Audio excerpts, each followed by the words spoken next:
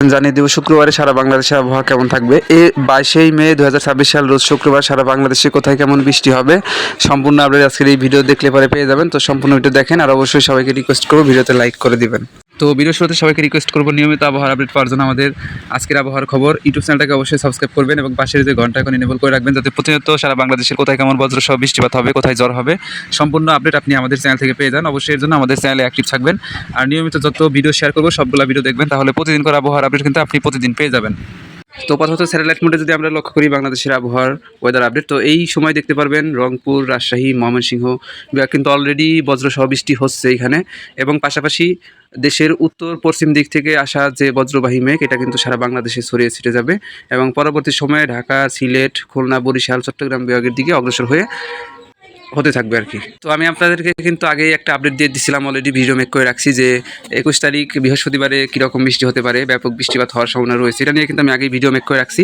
যারা এখন আমাদের ভিডিও দেখেন না অবশ্যই দেখে নিন। এখন দেখাই দেবো আগামী 22 তারিখে সারা বাংলাদেশের ওয়েদার আপডেট কেমন থাকবে। তো আগামী 22 তারিখ শুক্রবার সারা বাংলাদেশে কোথায় কেমন বৃষ্টি হবে সেই আপডেটের ভিতরে থেকে আমি যদি আপনাকে দেখাই, রাত 1টার দিকে সিলেট বিভাগের সবগুলা জেলার উপর দিয়েই কিন্তু বৃষ্টিপাত সম্ভাবনা দেখা যাচ্ছে। এরপরে ময়মনসিংহ বিভাগের 2-1 জায়গায় এবং রংপুর বিভাগের 2-1 জায়গায় কিন্তু বৃষ্টি অব্যাহত থাকবে এবং রাত 3টার দিকে দেখতে পারবেন এখানে সিলেট বিভাগের সবগুলা জেলার উপর দিয়ে কিন্তু ব্যাপক বৃষ্টিপাত সম্ভাবনা আছে। ঢাকা বিভাগের অধিকাংশ অঞ্চলেই কিন্তু বৃষ্টিপাত হবে এবং ময়মনসিংহ বিভাগেও কিন্তু বৃষ্টিপাত হওয়ার সম্ভাবনা রয়েছে। যদি আমি জুম করে দেখাই রাত 3টার দিকে সিলেট বিভাগের কোথায় কোথায় বৃষ্টি হবে, তো এখানে দেখেন সিলেট বিভাগের এখানে হবে হলো আপনার মৌলভীবাজার, সিলেট, সুনামগঞ্জ, হবিগঞ্জ, তারপরে ময়মনসিংহ বিভাগের কোথায় কোথায় বৃষ্টি হবে আমি যদি আপনাকে দেখাই সেক্ষেত্রে দেখতে পারবেন শেরপুর, নেত্রকোনা, ময়মনসিংহ, কিশোরগঞ্জ, তারপরে এখানে জামালপুর, এরপরে গাজীপুর, টাঙ্গাইল, মানিকগঞ্জ, ঢাকা, নারায়ণগঞ্জ, নরসিংদী, মুন্সিগঞ্জ জেলা, ব্রাহ্মণবাড়িয়া, কুমিল্লা জেলা, এই সমস্ত জেলাতে কিন্তু বৃষ্টি হবে। পাশাপাশি এখানে বগুড়া জেলাতেও বৃষ্টি হওয়ার সম্ভাবনা রয়েছে রাত 3টার দিকে। এরপরে গাইবান্ধা, কুড়িগ্রাম, রংপুর এবং পঞ্চগড় জেলাতেও বৃষ্টি হওয়ার সম্ভাবনা রয়েছে। এরপরে সকাল 7টার দিকে বৃষ্টি হওয়ার সম্ভাবনা রয়েছে দেশের উত্তর মধ্যাঞ্চলে সিলেট বিভাগের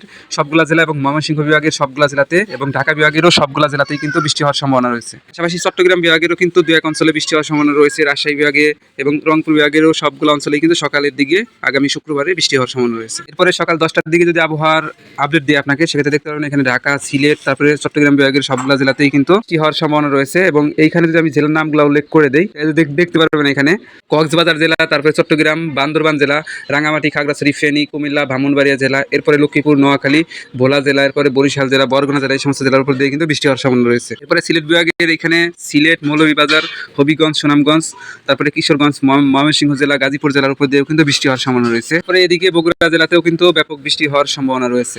তাছাড়া শুক্রবারে দিনের বেলাতে তেমন বৃষ্টিপাত লক্ষ্য করা যাচ্ছে না, কোথাও আকস্মিক বৃষ্টি হওয়ার সম্ভাবনা রয়েছে। তবে রাত 8টার দিকে কিন্তু কালবৈশাখী বজ্রসহ বৃষ্টি হওয়ার সম্ভাবনা রয়েছে। এটা হলো মেহেরপুর, যশোর এবং চুয়াডাঙ্গা জেলার উপর দিয়ে এবং খুলনা বিভাগের উপরেই কিন্তু এই বৃষ্টিপাত অব্যাহত থাকবে এবং হওয়ার সম্ভাবনা রয়েছে। তাছাড়া এখানে গোপালগঞ্জ জেলা, ফরিদপুর, শরীয়তপুর জেলার উপর দিয়েও কিন্তু হালকা পাতলা বৃষ্টি হওয়ার সম্ভাবনা রয়েছে।